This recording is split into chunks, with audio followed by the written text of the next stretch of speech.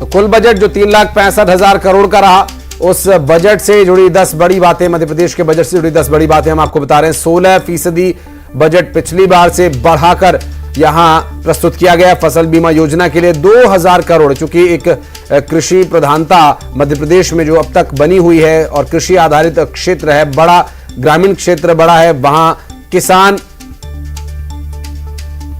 जो अन्न उगाते हैं उन्हें कई बार मौसम की मार झेलनी पड़ती है, कई बार अलग अलग कारणों से उनके साथ जो दुर्घटनाएं होती हैं उसका जो नुकसान है उसकी भरपाई के लिए फसल बीमा योजना किसानों के लिए बड़ी कारगर, बड़ी राहत देने वाली अब तक साबित होती आई है। और ऐसे में उसका जो बजट है वो 2,000 करोड़ का रखा गया है। गौशालाओं के लिए करीब 250 करोड़ रुपए रखे गए हैं। वन पर्यावरण के लिए 4,725 करोड़ रुपए का प्रावधान यहां पर किया गया है। चूंकि प्रधानमंत्री नरेंद्र मोदी के द्वारा भी कई मंचों से पर्यावरण के संरक्षण और पर्यावरण के नजदीक जाकर उसके दुरुपयोग के बजाय उसका सदुपयोग किए जाने के लिए प्रेरित किया जाता रहा है। और साथ ही रेल परियोजनाओं को भी गति दिए जाने के लिए वित्त मंत्री ने इस बजट में प्रावधान किया है। प्रदेश में प्रति व्यक्ति आय का भी जिक्र उन्होंने किया और इस प्रति व्यक्ति आय का जो समय अभी अगले 4 से 5 साल का सरकार के कार्यकाल का बचा है, उसमें आगे इसे और बढ़ाए जाने का भी दावा उन्होंने पेश किया। और इस बार जो पिछले बजट के मुकाबले इस बजट में 16% इजाफा किया गया, उसमें प्रति व्यक्ति आय के संबंध में भी उन्होंने विस्तार पूर्वक जानकारी दी और अपनी सरकार के लक्ष्य को स्पष्ट करते हुए उन्होंने कहा कि पूर्ण गुणवत्तापूर्ण बिजली हम प्रदेश में दे रहे हैं। सौर ऊर्जा परियोजना का भी विस्तार हो रहा है और इसका एक उदाहरण उन्होंने मध्य प्रदेश की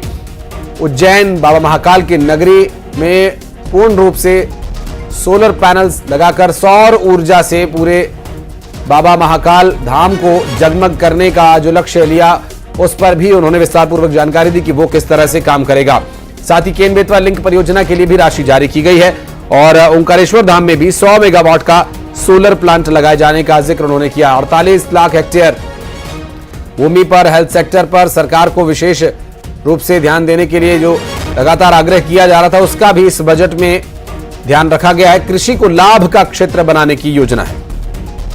हमारी सरकार का प्रयास है कि आगामी 5 वर्षों में जाए वार्षिक बजट के आकार को दोगुना किया जाएगा। प्रबंधन एवं आर्थिक गतिविधियों के विस्तार से प्रदेश में प्रति व्यक्ति आय में निरंतर वृद्धि हो रही है। प्रचलित भाव पर वर्ष 2023-24 अग्रिम अनुमान अनुसार प्रति व्यक्ति आय 1,42,563 रुपये है। उल्लेखनीय है कि वर्ष 2003-4 में प्रति व्यक्ति आय मात्र 13,465 रुपये थी, जो बढ़कर अब लगभग 11 गुना हो गए। युवाओं की बात करते हुए न्याय करें, ये मेरा आपसे अनुरोध है माननीय मुख्यमंत्री जी, जिसके एक अंश को ऊर्जा भंडार सहित हाइड्रोजन परियोजना के रूप में विकसित किया जाएगा। करा के ऊर्जा क्षेत्र के लिए वर्ष 2024-25 में रुपये 19,406 करोड़ का प्रावधान है, छवि आगरा क्योंकि वर्ष 2024 में रुपये 1,046 करोड़। प्राथमिक शाला एवं 2 किलोमीटर से ज्यादा दूर रह रहे अन्य कक्षा के बच्चों के लिए परिवहन व्यवस्था लागू की गई है। शिवराज स्कूल विद्यालय के लिए 2,737 करोड़